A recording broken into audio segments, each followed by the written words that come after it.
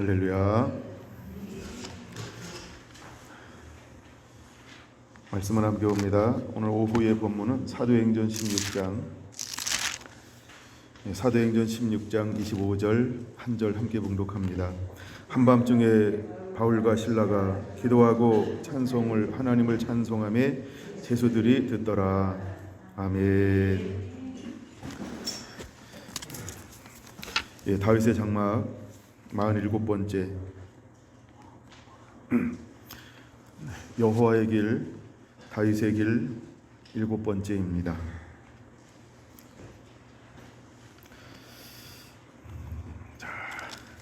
사도행전을 뭐 하나 껴놓고 역대하 17장으로 넘어가서 역대하 17장, 18장, 19장, 20장을 한번 복습을 하고 그리고 사도행전 16장으로 넘어가려고 합니다. 우리가 오전과 오후를 인원을 나눠서 예배를 드리고 있습니다. 또 오후에도 우리 유튜브 앞에서 함께하는 우리 성결한 가족들을 축복합니다. 오늘 이 시간도 큰 은혜가 여러분께 임하게 되기를 원합니다. 할렐루야. 음을 약간만 올려주세요.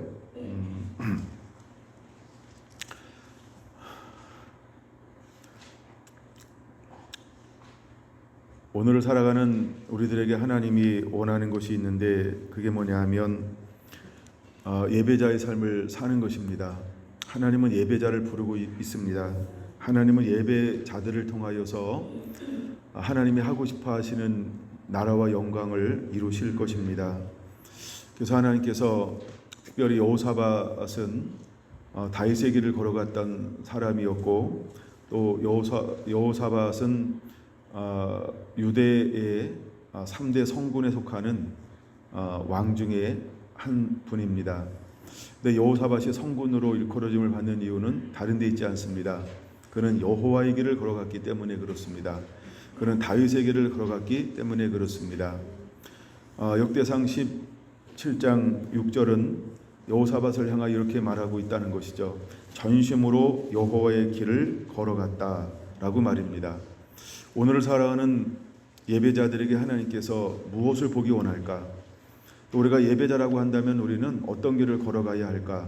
우리는 전심으로 여호와의 길을 걸어가는 자이어야 합니다. 그럼 여호와의 길을 걸어간다라고 할 때 그 길을 걷는 것은 무엇을 의미하는 걸까? 역대하 16장 17장 6절은 이렇게 말하고 있다는 것이죠. 산당들과 아세라 묵상들도 유다에서 제거하였더라. 이 말은 시내산에서 10계명을 줄 때 1계명, 2계명, 3계명, 4계명을 지키는 것입니다. 그것을 일컬어서 하나님은 뭐라고 표현하고 있냐면 여호와의 길을 걸어가는 사람, 이렇게 표현하는 것입니다. 그래서 우리는 하나님 외에 다른 것을 섬기지 않는 자가 되어야 할 줄로 믿습니다. 하늘이나 땅이나 바다나 공중에 있는 어떤 형상도 만들지 않는 자가 되어야 할 줄로 믿습니다. 우리는 하나님의 이름을 망령되이 일컫지 않는 자가 되어야 할 줄로 믿습니다. 우리는 안식일을 기억하여 거룩하게 지키는 자가 되어야 합니다. 이것을 일컬어서 여호와의 길을 걸어간 사람, 이렇게 표현하는 것입니다.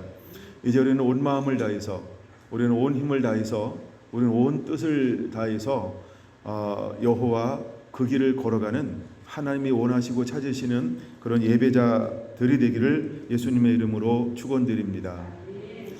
두 번째, 여호사밧은 어떤 길을 걸어갔을까? 그는 3절에 이렇게 말하고 있다는 것이죠. 다윗의 처음 길로 행했던 사람이다 라고 말입니다. 이처럼 여호사밧은 다윗의 처음 길로 행했던 삶을 그대로 살아가고 있습니다.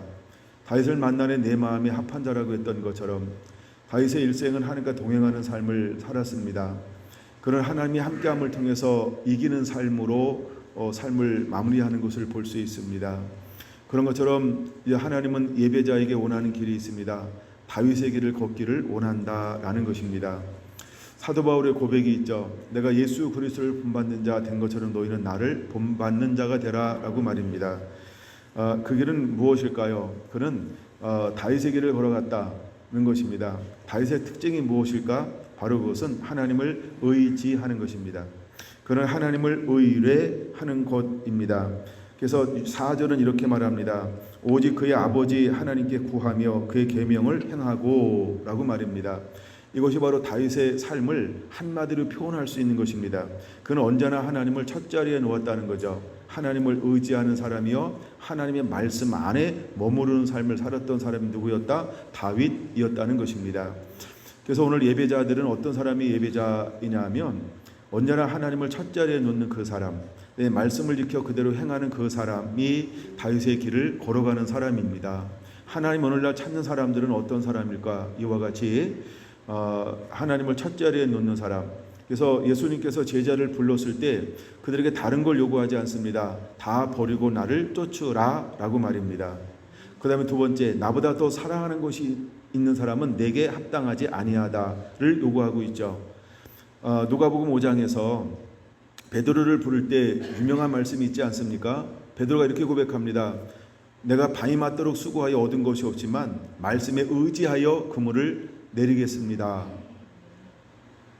그때 놀라운 기적이 일어났고 베드로가 될 수 있었던 이유는 그 마음에 충성됨이 있었다라고 하는 것이지요. 그런 것처럼 다윗의 길을 걸어갔다라고 하는 것은 다른 것이 아닌 하나님을 의지하고 그의 계명을 지키는 것, 그것이 다윗의 길이라는 것입니다.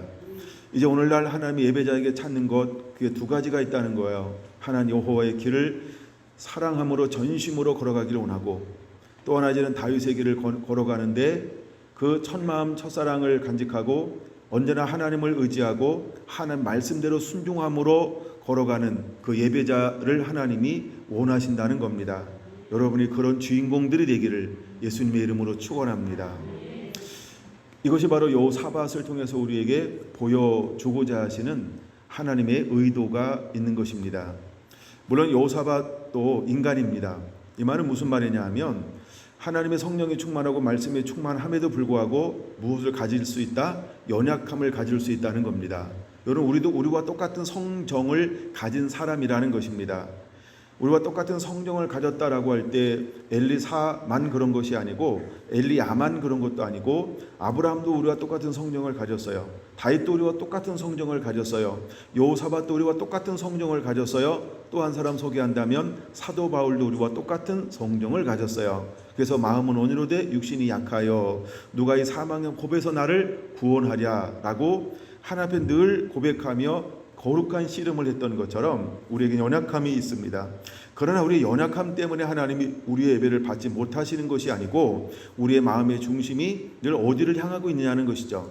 우리의 삶의 우선순위에 무엇을 놓았냐는 것입니다. 여러분, 우리는 육을 가지고 있고 늘 거룩한 씨름을 해야 합니다. 즉 연약하다라고 하는 겁니다. 그래서 내가 매일매일 나를 부인하지 아니하면 그분이 원하시는 길을 온전히 걸어갈 수 없는 존재라고 하는 걸 우리 깨달아야 합니다. 사단과 예수님의 차이점이 있습니다. 여러분, 사단은 끊임없이 자기가 높아지려고 했다는 것이죠. 교만함을 품었다는 겁니다. 하나님이 너무나 영어롭게 하고 아름답게 그를 짓고 그의 모든 것을 허용했다는 겁니다. 그러나 예수님이 이 땅에 오실 때 어떻게 오셨습니까? 자기를 부인하고 죽기까지 순종했다는 것입니다. 이것이 마귀와 예수님의 놀라운 차이점인 것입니다. 그럼 여러분, 이 시대에 하나님을 찾는 예배자에게 어떤 특징과 마음의 중심을 가지고 있어야 될 것인가? 바로 예수님처럼 죽기까지 자기를 부인하는 것입니다. 자기를 비우는 것입니다. 그리고 순종하는 것입니다. 하나님은 오늘날 이런 예배자들이 일어나기를 원하는 것이지요. 그래서 우리는 늘 하나님을 의지할 수밖에 없습니다. 그래서 여호사밧이 왕이 되면, 또 내가 왕이 되면 무엇을 할까라고 하는 것을 늘 준비하고 있었다는 것이죠. 드디어 아버지가 죽고 이제 그가 왕이 되었을 때 그는 제일 먼저 하는 것이 무엇이냐 하면 방백들을 각 도에 파송합니다. 그리고 레위인들을 파송합니다. 그리고 제사장들을 파송합니다. 그러고 나서 그가 하는 일이 뭐냐 하면 율법을 가르쳐 지키게 하더라라고 하는 것이죠. 9절에 보면 이렇게 말합니다. 그들이 여호와 율법을 가지고 유다에서 가르치시되 그 모든 유다 성읍들로 두루 다니며 백성들을 가르쳤더라라고 말입니다. 여러분 그가 그렇게 하고 싶었던 것이 뭐냐면 온 나라를 하나님의 말씀으로 하나가 되기를 원하였던 것이죠. 그리고 실제 자기의 영향력과 권위를 행사할 수 있는 위치에 딱 섰을 때 그는 다른 그 무엇보다도 무엇을 먼저 했다? 예배 회복을 먼저 했다는 겁니다. 말씀의 회복을 최고로 앞장섰다는 겁니다. 그리고 아버지가 다 하지 못했던 모든 산당들과 아세라 묵상들을 전부 제거해버렸다라고 하는 것입니다. 그리고 온전히 하나님만 온 백성들이 경외하고 섬길 수 있는 그 환경을 끊임없이 만들어 가는데 최우선순위를 두었다는 것이지요. 그럼 여러분 우리의 삶의 우선순위를 어디다 두어야 할까? 예배를 방해하는 모든 것으로부터 우리가 그것들을 제거하고 예배할 수 있는 그런 환경으로 이제 우리는 스스로 내 자신이 거룩한 씨름을 하며 달려가야 할 것을 여호사밧을 통하여 우리에게 보여주고 있는 것입니다. 이렇게 할 때 하나님께서 그에게 크게 두 가지 축복을 주었다라고 성경은 말하고 있다는 것이죠. 첫째는 어떤 축복을 주었을까요? 하나님이 그를 어떻게 만들었습니까? 17장 5절은 하나님의 부귀와 영광을 크게 떨치게 하였더라 라고 말하고 있습니다. 하나님이 그를 부강하게 만들었습니다. 그리고 여호와 영광으로 충만하게 만들어 주었다는 것입니다. 그리고 두 번째 큰 축복은 10절에 이렇게 말하고 있다는 것이죠. 유다 사방의 모든 나라에 두려움을 주사 여호사밧과 싸우지 못하게 하셨다라고 말입니다. 이제 하나님께서 우리를 이렇게 보호하시고 인도하여 주실 것을 기대하고 믿으시기 바랍니다.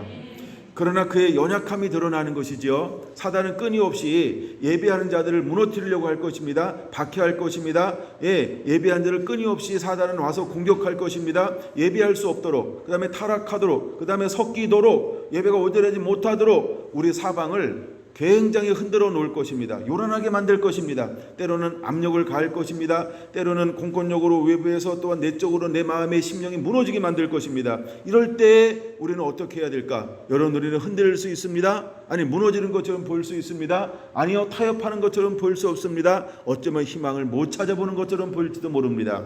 여호사밧도 그랬다라고 하는 겁니다. 여러분 그가 했던 것 중에 하나가 뭐라고요?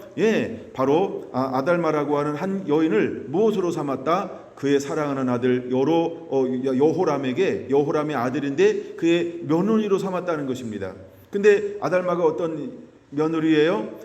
아합과 이세벨의 딸이라는 것입니다. 근데 이 아달마는 어떤 영향을 갖고 살아났습니까? 금송아지 우상을 섬깁니다. 바알을 섬깁니다. 아세라 묵상들을 섬깁니다. 이방신을 섬기는 문화를 가지고 있는 그 환경에서 자라난 사람이라는 것입니다. 근데 그 여인을 뭐 했다는 것이죠? 집안에 들였다는 것입니다. 올무를 만들었다는 겁니다. 가시를 만들었다는 것입니다. 죄악의 씨앗을 그 가정 속에 품어 버렸다는 겁니다. 그래서 가족이 되게 만들었다는 겁니다. 여러분 그를 통하여 누가 태어날까요? 손자가 태어날 것입니다. 그렇죠? 그런 그 손자는 어떤 영향을 받을까요? 여호사밧은 거기까지 어쩌면 생각하지 못했을지도 모릅니다. 근데 성경 21장은 여호람을 뭐라고 소개하고 있다? 악하여 이렇게 말하고 있다는 것이죠. 그의 손자도 아하시아도 그도 악하여라고 표현하고 있다는 것입니다. 여러분 그런 실정을 범하기는 했습니다. 우리가 예배하고 말씀에 있고 종교 교육을 하고 그 다음에 예배가 회복되어져도 우리의 연약함으로 말미암아 무엇을 수용할 수도 있다. 우리 가족 가운데 이렇게 멍에를 함께 매지 않아야 할 사람과 멍에를 매는 이런 실정을 범할 수 있다는 것입니다. 그 다음에 두 번째 그가 했던 사단이 무너진 것 중에 하나가 뭐냐면 자 이제 2년이 지났어요. 그 다음에 이제 아합과 인사를 하러 가기 위해서 드디어 한번 방문을 했습니다. 그랬더니 아합이 그에게 이제 함께 우리가 연합을 해가지고 길라 라못을 아람이 차지하고 있는데 우리가 뺏겼는데 그 땅을 차지하기를 원한다라고 하는 당위성을 막 설명을 합니다. 그때 그런 부인하고 거절하고 싶었을 것입니다. 근데 그래서 그가 행하는 것이 무엇이냐면 18장 4절 여호사밧이 또 이스라엘 왕에게 이르되 청하건대 먼저 여호와의 말씀이 어떠한지 오늘날 물어보소서 하더라라고 말하면서 그가 여호와께 묻기를 원했다라고 하는 것입니다. 그래서 묻고 또 물었습니다. 근데 그 시대에 하나님이 쓰셨던 선자가 누구냐면 미가야였습니다. 미가의 선자를 통해서 분명히 말합니다. 하나님의 뜻은 같이 싸우지 당신이 전쟁에 참여하지 않는 것이 하나님의 뜻입니다라고 말입니다. 근데 여호사밧은 그것을 참여하기를 끊어버릴 수가 없었습니다. 연연했다는 것이죠. 그러나 그것을 통해서도 누가 일합니까? 하나님이 일하시는 걸 우리는 깨달아야 합니다. 나는 실수하는 것처럼 보이지만, 나는 타협하는 것처럼 보이지만, 하나님은 그 속에서도 뭐 하신다? 하나님의 일을 행하신다는 걸 우리가 알아야 합니다. 그 전쟁을 통하여서 하나님이 가지고 있는 놀라운 계획이 있었습니다. 그게 어떤 계획일까요? 드디어 20여 년 동안 그 악하게 통치하던 아합을 그 전쟁 가운데서 하나님께서 죽이려고 하는 전쟁을 행하기를 원하셨다는 것입니다. 결국 그 전쟁은 시작이 되었습니다. 그리고 그는 변장을 했습니다. 그리고 살아나려고 장계를 부렸습니다. 그러나 어떻게 쏜 화살? 우연히 쏜 화살, 무심코 활을 담겨 한 사람이 그 왕의 갑옷에 솔기를 쏜지라. 왕이 맞음으로 인해서 그날따라 전쟁이 굉장히 격렬하게 만들었습니다. 피할래야 피할 수 없는 환경이 왔습니다. 그는 결국 그 우연히 쏜, 무심코 쏜 화살 한 방으로 말미암아 죽었다라고 하는 것이죠. 여러분, 때로는 우리가 실수한 것처럼 보입니다. 실종한 것처럼 보입니다. 우리가 타협한 것처럼 보입니다. 때로는 하나님은 그런 것을 통하여서도 하나님은 하나님의 일을 이루신다는 걸 우리가 깨달아야 합니다. 그러므로 여러분, 우리가 이 모든 것을 만날 때 끊임없이 우리는 오뚜기처럼 하나님을 향하여 일어나려고 또 힘쓰고 또 애쓰는 자가 되기를 예수님의 이름으로 축원합니다. 여러분, 낭망하지 않게 되길 원합니다. 포기하지 않게 되길 원합니다. 절망하지 않게 되길 원합니다. 우리가 이렇게 넘어질 수 있다는 거예요. 그러나 하나님은 여호사밧을 통하여 또다시 일어나기를 원하신다는 것이죠. 그래서 19장에 와서 2절에 누구를 하나님이 세우십니까? 선견자 예후를 세우는 것이죠. 그래서 예후를 통하여서 하나님의 음성을 또다시 듣게 하는 것입니다. 여호사밧이 이렇게 예언하고 있습니다. 왕이 악한 자를 돕고 여호와를 미워하는 자들을 사랑하는 것이 옳으니까 그러므로 여호와께서 진노하심이 왕에게 임하리이다라고 선포하고 있는 것입니다. 그 진노가 임하리라고 선포한 것입니다. 근데 여호사밧은 그 진노 앞에 그 진노가 무엇으로 나타났습니까? 20장 1절 그 후에 모압 자손과 암몬 자손들이 마온 사람들과 함께 와서 여호사밧을 치고자 한지라. 그 진노가 무엇으로 나타났습니까? 전쟁으로 나타났다라고 하는 것입니다. 하나님이 사방을 두렵게 만들어 주었습니다. 그래서 평강이라는 삶을 20년 동안 살아오고 있습니다. 20년 동안 평강의 삶을 살면서 그는 부유함을 누렸고 부구감을 누렸고 말씀의 회복이 이스라엘과 그 유다와 그 백성들 가운데 일어나고 있었습니다. 그러나 왕의 실정으로 말미암아 그 진노가 무엇으로 나타났다고요? 전쟁으로 나타나기 시작했다는 겁니다. 물론 그는 예후 선견자의 말을 듣고 또다시 회개했습니다. 그리고 제일 먼저 그가 나가서 유다 전체를 돌면서 말씀으로 그들을 회복합니다. 그 다음에 자기가 잘못했다라고 하는 거, 내가 죄인이라고 하는 거, 내가 하나님 뜻대로 온전히 행하지 않았다는 것을 그대로 시인했습니다. 그러고 난 다음에 다시 백성들을 돌보았습니다. 사법제도를 개혁합니다. 종교제도를 다시 개혁합니다. 그리고 하나님의 일과 그 다음에 그 행정적인 그런 부분들을 분리해서 좀 더 깊이 백성들의 안녕을 위하여 그런 정치제도를 개혁하고 있는 걸 볼 수 있습니다. 그러나 하나님의 진노로 나타난 이 전쟁 앞에 여호사밧은 어떤 태도를 갖고 있냐는 것이죠. 여러분, 전쟁에 나올 때 그가 처음에 갖는 마음이 어떤 마음이었습니까? 두려움이었다는 겁니다. 여기서 말하는 두려움은 어떤 두려움일까요? 그는 겸비했다는 것입니다. 그는 내 힘과 내 힘으로 할 수 없다는 것을 하나님 앞에 인정하는 것이요, 백성 앞에 인정하는 것이었습니다. 그럼 내가 왕이니까 내 능으로 내 힘으로 우리의 강력하고 크고 강한 용맹한 용사들이 120만이 있으니까 우리의 힘으로 이길 수 있다. 한번 싸워보자. 그는 경제를 의지하지 않았습니다. 그는 군대를 의지하지 않았습니다. 지금까지 20년 동안 누렸던 그 부함을 그걸 의지하지 않았다라고 하는 것입니다. 그는 이미 있는 다른 요소를 의지하는 것이 아니고 그의 마음은 어디를 향하여 마음이 향하고 있었습니까? 하나님 앞에 마음을 향하고 있는 겸손해진 낮아진 여호사밧을 볼 수 있는 것입니다. 여러분과 그럴 때마다 우리가 어떻게 해야 될까요? 그래서 여러분, 있는 거는 딸마다 우리가 제로로 만들어야 합니다. 우리의 힘도 제로라고 생각해야 됩니다. 우리의 경제도 제로라고 생각해야 됩니다. 우리가 이 땅에 가지고 있는 모든 것은 늘 제로인 것입니다. 그래서 여러분, 사도 바울의 고백이 놀라운 거예요. 뒤에 있는 것은 잊어버리고 앞에 있는 표대를 향하여 달려가노라. 이것은 너무너무나 놀라운 고백인데 바로 여호사밧의 사실은 이 고백을 삶으로 지금 해내고 있는 것입니다. 그는 어제의 것을 의지하지 않습니다. 그리고 그는 아무것도 없고 제로 포인트에서 다시 전적으로 하나님을 의지하겠다는 그 고백이 20장 3절에 나타나고 있는 것입니다. 여호사밧이 두려워하여 여호와께로 낯을 향하여 간구하고 온 유다 백성에게 금식하라 공포하며 유다 사람이 여호와께 도우심을 구하려 하여 유다 모든 성읍에서 모여서 여호와께 간구하더라. 할렐루야. 이제 이 일들이 이루어지는 거예요. 여러분, 우리가 이런 상황을 만날 때 우리는 하나님 앞에 어떻게 하나님을 의지하며 엎드리는 예배자가 되어야 할까? 다시 한번 여호사밧을 통하여 깊이 깨닫고 은혜 받는 우리 성결한 가족들이 되기를 예수님의 이름으로 축원합니다. 그럴 때 하나님께서 이스라엘 백성들은 13절 유다 모든 사람들이 그의 아내와 그의 자녀와 어린아이와 더불어 여호와 앞에 섰습니다. 금식하며 섰습니다. 온 유다 백성들이 한 마음이 되어서 하나님을 구하고 있다는 것입니다.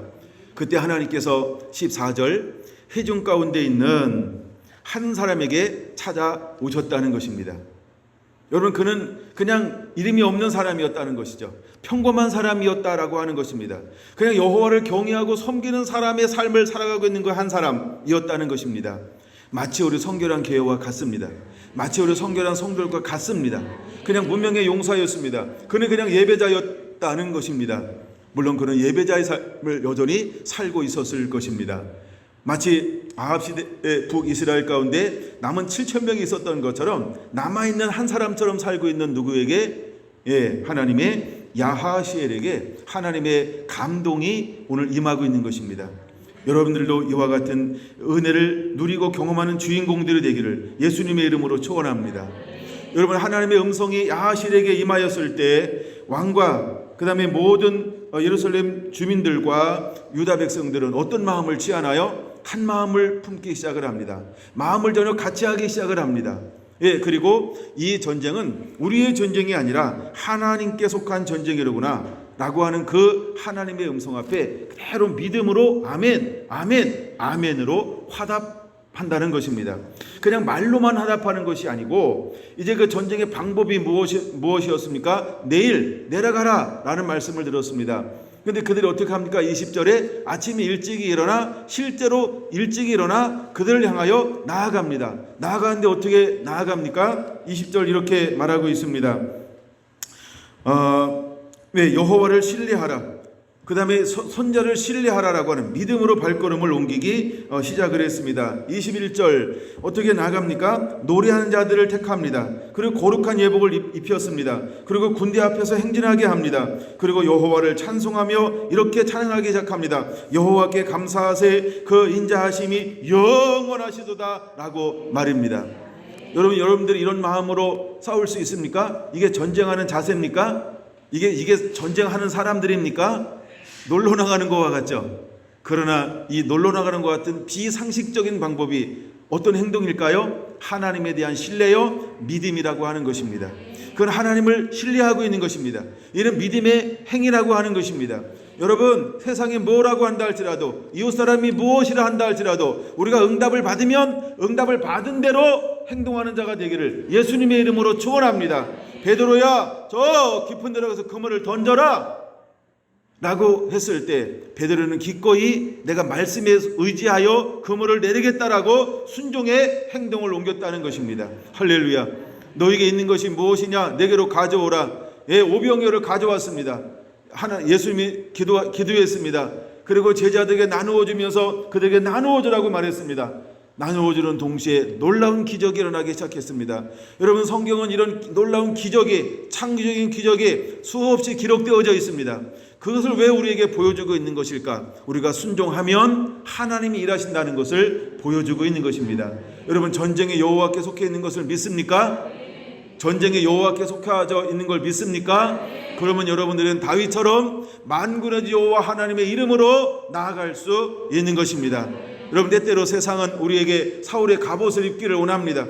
내게 맞지도 않는데 내가 감당할 수도 없는 무게를 견디면서 세상의 굴레 안으로 들어오기를 원하고 있습니다. 그러나 다윗은 감당할 수 없는 그 무게를 전부 벗어버렸습니다. 그리고 익숙한 것을 가지고 나아가는 것을 볼 수 있습니다.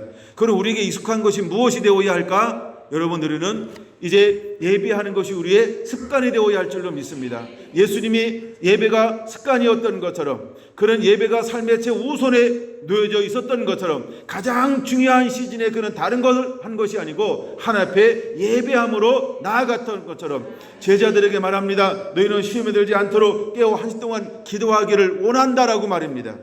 그러나 그들은 육신이 약하여 함께 기도할 수가 없었습니다. 이 위중함을 깨닫지 못함으로 함께 예배할 수가 없었습니다. 그는 예배하는 삶을 살지 못했다라고 하는 것입니다. 왜 그들은 예배하는 삶을 살지 못했을까요? 예수님이 함께 있으나, 길이요 진리요 생명이신 예수님께서 함께 있으나, 빛이신 예수님께서 함께 있으나 아직 그들의 눈은 온전히 열리지 않았습니다. 그들의 귀는 온전히 열리지 않았습니다. 마음으로 온전히 깨닫지 못하였기 때문입니다. 물론 부분적인 은혜가 있긴 했습니다. 그러나 말씀의 부닥침이 이것을 감당해낼 만한 아직 그 영적 수위로 올라오지 않았다는 것입니다. 부활하신 예수님께서 오셔서 이제 그들에게 눈을 열어주는 거예요. 마음의 문을 열어주는 거예요. 귀를 열어주는 거예요. 그래서 마음의 문을 열어 말씀을 깨닫게 하기 시작했습니다. 그들은 한 번도 경험하지 못했던 놀라운 흥분의 도가니에 사로잡히게 되어지는 것입니다. 이것이 여러분의 은혜이기를 원합니다. 이것이 여러분에게 주어지는 은총이기를 원합니다. 예비하는 자에게 하나님께서 오셔서 말씀의 문들을 열어줄 것입니다. 깨닫게 할 것입니다. 보게 할 것입니다. 새로운 길을 걸어가게 할 것입니다. 여러분, 말씀이 깨달아지는 동시에 그들은 강하고 용맹을 바라는 자가 되었던 것입니다. 여러분, 하나님의 군대는 마지막 때 하면 찾는 예배자는 이러한 사람들을 찾는 것입니다. 우리의 능으로 다윗 장막을 회복할 수 없습니다. 예배하고 싶죠. 그러나 나중에 그 예배가 너무 힘들어요. 예배가 나중에 치여요. 오늘은 이번쯤 바쁜데, 오늘은 바쁜데, 내일 하면 안 될까? 왜 하필이면 이 시간이야? 이 시간 안 되는데 누구랑 나 바꿔주세요. 갑자기 그 예배 자기 타임이 짐이 되어져 버리는 겁니다. 왜 그것이 짐이 되어져 버릴까요? 율법으로 행하기 때문에 그렇습니다. 여러분과 우리 하나님의 말씀이 깨달아지면 그 시간이요 즐거움이 되는 것입니다. 그리고 깨어 시험에 들지 않게 기도할 수 있는 힘이 마음으로부터 우러나오는 것입니다. 여러분, 그런 예배자들이 되기를 예수님의 이름으로 축원합니다. 이제 우리는 그런 예배자들이 되어야 할 줄로 믿습니다. 여러분, 더 많은 체제적으로, 또 더 많은 어떤 이런 그 사회 체제 아니면 법적인 체제 이런 걸로 압력이 실제로 다가올 것입니다. 그래서 우리가 모이는 교회가 되지 못하게 세상의 세력들은, 사단은 세상의 정보를 이용해서 모이지 못하는 교회로 끊임없이 만들려고 할 겁니다. 그럼 우리는 흩어지는 교회가 되어야 합니다. 그럼 흩어져서 우리가 어떻게 예배하는 자가 되어야 할까? 이제 여러분, 우리가 무손으로 서로 연결되어지는 것처럼 그렇게 연결되어져서 예배하는 공동체를 자기 있는 삶의 현장에서 만들어가는 자들이 되어야 할 것입니다. 할렐루야, 할렐루야. 하나님은 그런 예배자들을 오늘날 찾고 또 일으키기를 원하신다는 겁니다. 여호와께 감사하세, 그 자비하심이 영원하시도다. 여호와께 감사하세, 그 인자하심이 영원하시도다. 찬양하기 시작할 때 하나님이 역사하기 시작했습니다. 여러분, 우리가 찬양하기 시작하기 전까지는 아무 일도 없습니다. 여전히 대적은 앞에 있습니다. 그 대적은 홀로 온 것이 아니라 연합군이었습니다. 강한 군대였습니다. 수많은 군대가 왔습니다. 그 나중에 이겨서 재물을 취하는데 그들 재물과 의복과 보물을 취하는데 3일이나 걸렸습니다. 얼마나 많은 군대가 그 앞에 있는지를 우리에게 보여주고 있는 하나의 예라고 하는 것입니다. 우리의 예배를 못하도록 강력한 세력처럼 우리를 가로막을 것입니다. 우리는 두려워할 수 있습니다. 우리도 무서워할 수 있습니다. 이거 하면 안 되는데라고 그렇게 다 한마음이 될 수 있습니다. 그러나 하나님의 음성을 들었던 야이실을 통한 그 하나님의 음성을 들었던 유다의 백성들은 두려워하지 않았습니다. 전쟁은 여호와께 속한 것이니 하며 그들은 무엇을 회복했습니까? 하나님 앞에 예배를 회복했다라고 하는 것입니다. 그런 그 예배가 회복할 수 있는 근원은 어디에 있었을까? 다시 17장으로 넘어가면 여호사밧이 제일 먼저 한 것이 무엇입니까? 바로 율법의 회복이라는 것입니다. 말씀의 회복이라고 하는 것입니다. 이 19장으로 넘어와서 그가 실정을 했습니다.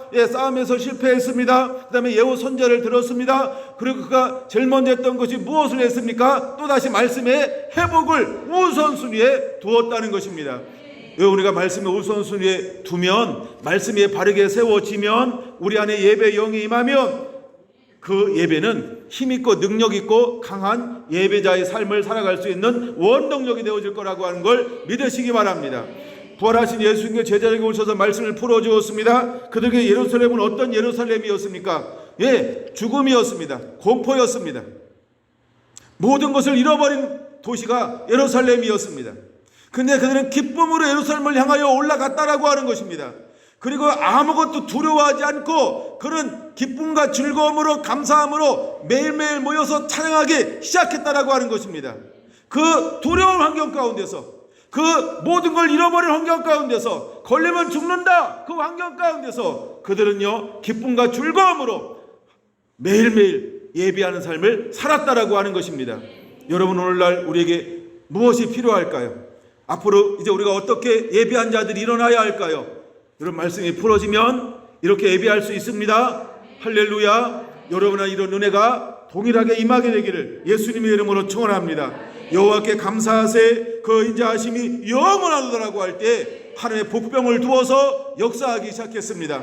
또한 자중질환 일어나 서로 치고 싸우고 죽이게 했다라고 하는 것입니다. 여러분, 이스라엘 백성들은, 유다 백성들은 손 하나 까딱하지 않고 칼 한 번 뽑지 않냐고 그 전쟁에서 이겼다라고 하는 것입니다. 전쟁은 여호와께 속한 것임을 명확하게 보여주고 있는 놀라운 사건입니다. 앞으로 하나님께서는 또다시 어떤 사람들을 일으킬까요? 이렇게 영적 전쟁하는 거룩한 군대를 하나님은 일으킬 거라고 하는 것입니다. 할렐루야. 여러분들이 주인공들이 되기를 예수님의 이름으로 축원을 드립니다. 아멘. 오늘 오후 본문의 말씀은 사도행전 16장입니다. 하나님의 성령이 어딜 가서 복음을 증거하기를 원하고 있었습니까? 마게도냐로 가서 우리를 도우라. 마게도냐로 건너와서 우리를 도우라. 자, 이제 복음은 아시아에서 어디로 넘어가기를 하나님이 원하고 있습니까? 유럽으로 넘어가기를 원하고 있는 것입니다. 근데 사람들이 이것을 계획하지 않습니다. 그러나 하나님은 이것을 계획하고 있다는 것입니다. 지금도 아시아에서 놀라운 부흥이 일어나고 있습니다. 가는 곳들마다 하나님의 사람을 통하여서, 아닌 사도 바울과 바나바를 통하여, 또한 사도 바울과 실라를 통하여 어마어마한 역사가 그들이 가는 곳들마다, 머무는 곳들마다 일어나고 있다는 것입니다. 그러나 하나님은 이제 이 복음이 마게도냐로, 아니 유럽으로, 아니 새로운 지역으로 넘어가기를 원하고 있다는 것입니다. 여러분, 우리는 성령의 충만해도 모를 수 있습니다. 깨닫지 못할 수 있습니다. 사도 바울처럼 성령에 이끌리고 말씀에 이끌려서 산다 할 때도 깨닫지 못할 수 있다는 겁니다. 그러나 하나님의 성령이 그를 강권하고 있는 것입니다. 그래서 하나님의 환상 가운데 보여집니다. 마게도냐로 건너와서 우리를 도우라, 우리를 도우라. 근데 그도 그렇게 환상을 보았음에도 불구하고 기꺼이 순종하는 마음이 일어나지 않을 수 있습니다. 사도 바울처럼. 그래서 마지막 10절에 이렇게 말합니다.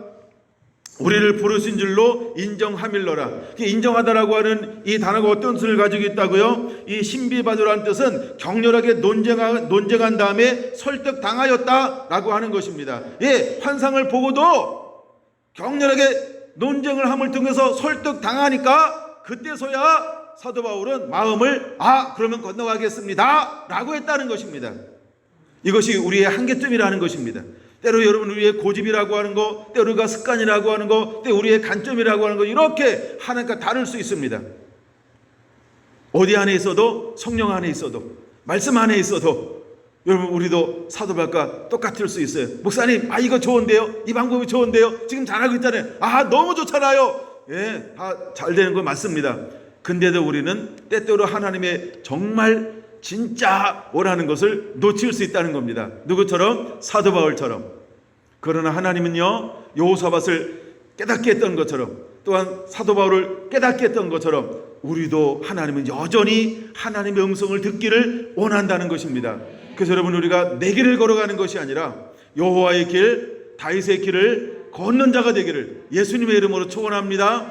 자, 드디어 그가 결단했습니다. 그리고 드디어 이해가 됐습니다. 그리고 그 마음속에 하나님이 원하시는 마게도냐 가는 복음을 전하겠습니다라고 기쁨으로 받아들였습니다. 그리고 발걸음을 옮기는 것 동시에 하나님의 놀라운 역사가 바울과 실라가 가는 그 길에 역사하기 시작했다는 것입니다. 여러분, 보통 그 빌립보에서 드로아에서 네아폴리로 가는 데는 5일 정도 걸리는 거리입니다. 배를 타고. 근데 이날은 며칠 만에 배가 도착했습니까?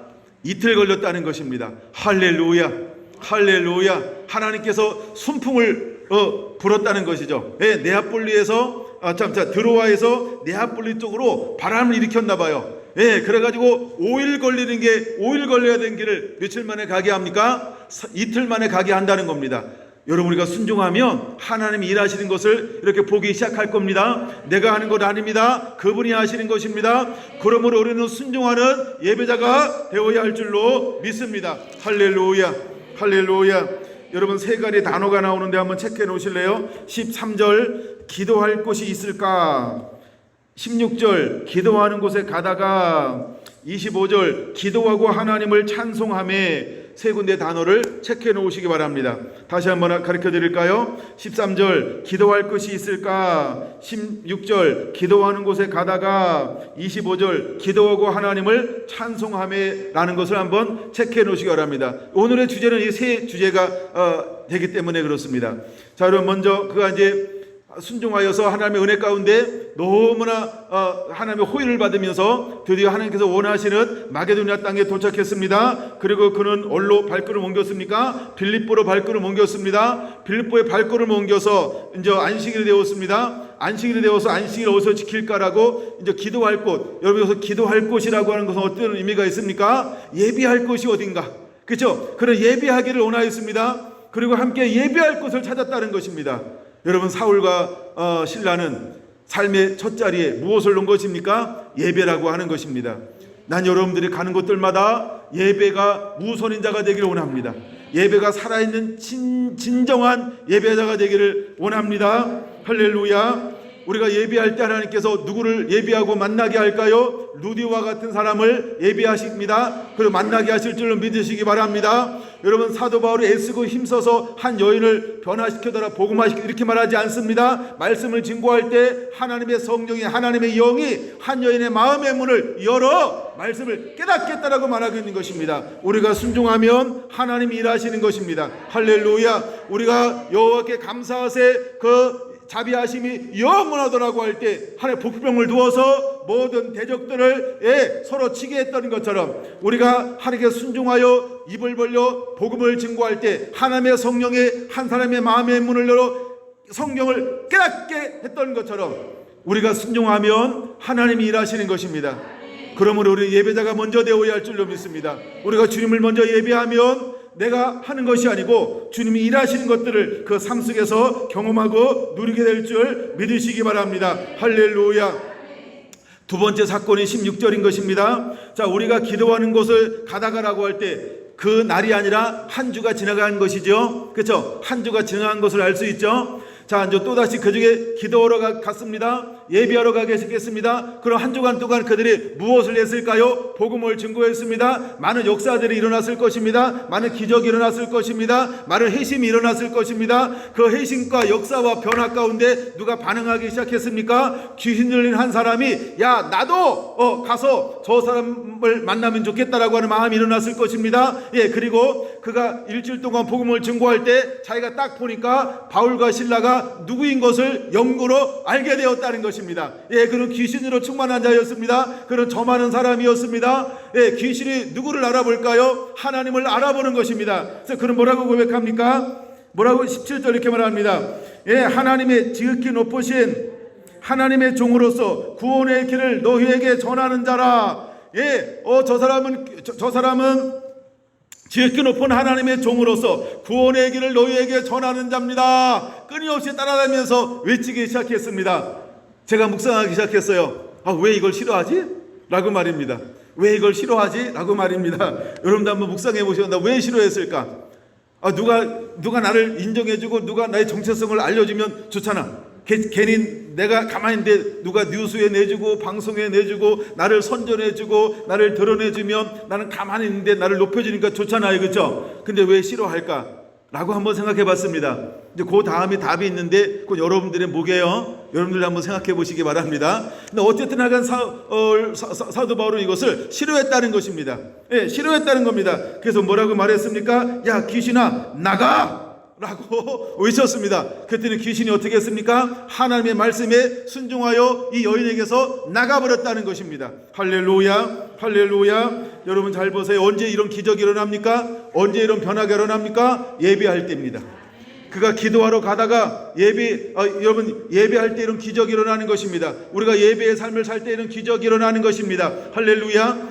근데 이 놀라운 기적을 통하여서 사도 바울은 무엇을 당하게 됩니까? 고난을 당하게 됩니다. 누명을 씌우게 됩니다. 매를 맞게 되어집니다. 억지로 터지게 됩니다. 예, 그리고 깊은 감옥에 갇히게 되었다는 것입니다. 여러분, 우리는 복음 때문에 이런 일을 당할 수 있는 걸 깨달아야 합니다. 근데 그는 무엇하지 않았을까요? 원망하지 않습니다. 환경 보지 않습니다. 매맞은 나의 몸을 생각하지 않습니다. 깊은 감옥에 갇혔습니다. 한밤중이 되었습니다. 그는 세 번째 그 환경 가운데서 무엇을 하기 시작합니까? 드디어 그가 있는 곳에서, 그가 머무는 곳에서, 흩어진 곳에서 또다시 뭐하는 자가 되었습니까? 예배하는 자가 되었다는 것입니다. 그는 예배하기 시작하는 것입니다. 한밤중에 예배하기 시작한 겁니다. 어두운 곳에서 예배하기 시작한다는 것입니다. 이제 우리의 환경이 어떤 환경이 온다 할지라도 여러분이 머무는 곳 그곳에서, 여러분들이 핍박을 받고 환난을 받아도 여러분들이 머무는 그곳에서 뭐하는 자가 되어야 할까? 예배하는 자가 되어야 할 줄로 믿습니다. 그가 예배하기 시작합니다. 기도하고 25절 기도하고 하나님을 찬송하며 제사들이 듣더라. 그게 중요합니다. 저 사람 예배하는 자네, 이것이 드러나야 할 줄로 믿습니다. 제수들이 듣더라는 것입니다. 예, 그들은 다른 죄를 가지고 들어왔을지 모르지만, 그런 다른 것을 가지고 억압받는 삶을 살고 있는지 모르지만, 하나님의 사람들은 내가 있는 곳에서 무엇하는 자가 되어야 할까? 드러내는 자가 되어야 할 줄로 믿습니다. 여러분, 드러내시기를 바랍니다. 여러분 5명 모이지 않고 예배하시기 바랍니다. 할렐루야, 할렐루야. 이런 방역조치 다 하고 있는 곳에서 예배한 자가 되시기 바랍니다. 여러분, 예배하는 것을 드러내시기를 바랍니다. 예배할 때 놀라운 역사가 일어나기 시작하는 것입니다. 여러분, 주님은 무엇을 기다리고 있을까요? 예배한 자가 삶의 현장에서 예배하기를 원하고 있는 것입니다. 근데 어디서 예배한 자를 하나님께서 원하고 있는 것입니까? 누군가 나를 위하여 깊은 감옥에 들어갔으면 좋겠다. 누군가 나를 위하여 깊은 감옥에 들어가서 예배하면 좋겠다. 그러면 내가 일하고 싶은 것이 있는데, 근데 그 누가 딱 걸렸습니까? 바울과 실라가 주의 눈에 딱 걸렸습니다. 할렐루야. 난 여러분들의 때들은 딱 걸리는 자가 됐으면 좋겠어요. 근데 그 딱 걸리는 것이 우리가 볼 땐 불편한 겁니다. 매를 맞는 것입니다. 누명을 뒤집어 쓰는 것입니다. 예, 옥에 갇히는 것입니다. 자유를 빼앗기는 것입니다. 그것도 편안한 것이 아니라, 그렇죠? 예, 서울구치소 같은 이런 갇힐 수 있습니다. 예, 코로나가 같이 들어가더라고요. 예, 코로나도 가둬놓는 서울구치소. 예, 여러분, 이런 일들이 우리에게도 올 수 있다는 겁니다. 근데 하나님이 일하고 싶어서 이 환경을 만들어 간다라고 하는 나의 중심이 아닌 하나님의 큰 섭리로 이것을 바라보게 되길 바랍니다. 할렐루야. 그럼 여러분, 지금 우리 1년 동안 이 코로나19로 인해서 일어난 모든 것들을 우리의 시각이 아닌 하나님의 시각으로 바라보면서, 여러분, 우리는 여전히 이곳에서 무엇하는 자가 되어야 할까? 예배하는 자가 되어야 할 줄로 믿습니다. 여러분, 예배하기 시작할 때 하나님이 일하기 시작하는 겁니다. 만약에 그 속에서 한밤중에 누군가 하나님께 기도하지 않고 하나님을 찬양하지 않았다라고 한다면 지진이 일어나지 않는 것입니다. 옥문이 열리지 않는 것입니다. 할렐루야. 그러나 누군가 거기서 찬양하고 예배하기 시작할 때 지진이 일어나는 것입니다. 옥문이 움직이기 시작하는 것입니다. 문이 열리는 것입니다. 모든 메인 것이 다 벗겨지는 역사가 일어나는 것입니다. 할렐루야. 하나님은 오늘 그 사람을 찾고 있는 것입니다. 그 어둠 가운데 들어가서 빛을 비칠 사람이요, 그 낭만과 절망 가운데 있는 사람들에게 들어가서 그들에게 예배를 회복할 수 있는 사람을 하나님이 부르시고 찾고 있는 것입니다. 여러분, 그 사람들의 가기 위해서 우리는 매를 맞아야 합니다. 여러분, 우리는 상처를 받아야 하는 것입니다. 우리도 묶인 바가 되어야 한다는 것입니다. 때로는 멀쩡한 자유하는 몸으로 그들에게 다가갈 수가 없을지 모릅니다. 그래서 하나님은 우리를 원치 않으나 하나님 때로 가난하게 할 수 있습니다. 병들게 할 수 있습니다. 매맞게 할 수 있습니다. 망하게 할 수 있습니다. 불편하게 만들 수 있습니다. 그러나 그는 중요한 게 뭐라고요? 그 안에 하늘나라가 이루어진 사람이라는 거예요. 그는 예배자라고 하는 것입니다. 그러므로 여러분, 예배자는, 진정으로 거듭난 자는 환경에 좌우하지 않습니다. 할렐루야. 여러분, 멘탈이 무너지지 않게 되기를 바랍니다. 저를 위해서 기도해서 멘탈 무너지지 않게. 여러분, 멘탈이 무너지지 않아야 합니다. 그래서 강하고 용맹을 실제로 바라는 자들이 되어야 할 줄로 믿습니다. 아멘, 아멘. 이 크고 작은 연단을 통하여서 여러분들이 강하고 용맹을 바라는 그런 하나님의 사람들이 되기를 예수님의 이름으로 축원합니다. 자, 찬양하기 시작할 때 놀라운 일들이 일어납니다. 26절, 큰 지진이 났습니다. 옥문이 움직이기 시작했습니다. 문들이 열립니다. 그 다음에 모든 사람들이 메인 것이 벗겨지는 놀라운 역사가 일어나는 것입니다. 여러분, 이것은 무엇이 만들어낸 결과일까요? 누군가 찬양하기 시작할 때 하나님의 복병을 두어서 일하기 시작하는 것입니다. 우리가 예배하고 우리가 찬양하기 시작할 때, 우리가 예배가 회복되면 하나님이 하고 싶은 그 일을 하나님이 그때서야 행하실 수 있다는 것입니다. 그러므로 우리가 포기하지 않아야 될 것이 있다고 한다면 그것이 무엇일까요? 예배하는 것이라는 겁니다. 여러분의 가정에서, 여러분이 있는 곳에서, 여러분의 직장에서, 여러분의 일터에서, 여러분 하나님께 보내신 그곳에서 예배하는 자가 되시길 바랍니다. 할렐루야, 할렐루야. 이제 삶의 예배자가 되어야 합니다. 그럼 바울과 실라처럼 하나님 이렇게 일하시는 것입니다. 여러분의 놀라운 은혜와 축복이 여러분의 삶이기를 예수님의 이름으로 축원합니다. 아멘, 아멘. 여러분, 그럴 때 하나님께서 하시는 일이 뭐예요? 한 가정을, 한 사람들을, 한 집단을 하나님께서 변화시키기로 예배해 놓으신 거예요. 만약에 거기에서 찬양함이 없었다라고 한다면, 거기서 물었던 예배가 회복되지 않았다라고 한다면 하나님은 그 가정을 변화시키는데 또 다른 사람을 사용할 거라는 것입니다. 난 여러분들이 이 시대에 억압받고 있고 또 불편함이 있고 또 통제를 당하고 있는 이때에 하나님을 찾는 그런 예배자로 주의 손에 붙들린 하나님의 사람이 되기를 예수님의 이름으로 축원합니다. 그러므로 우리는 이제는 여호와의 길, 다윗의 길을 걸어가는 무너졌던 다윗의 장막, 이 예배가 회복된 삶을 살아가는 하나님의 사람이 되기를 예수님의 이름으로 축원을 드립니다. 아멘. 할렐루야.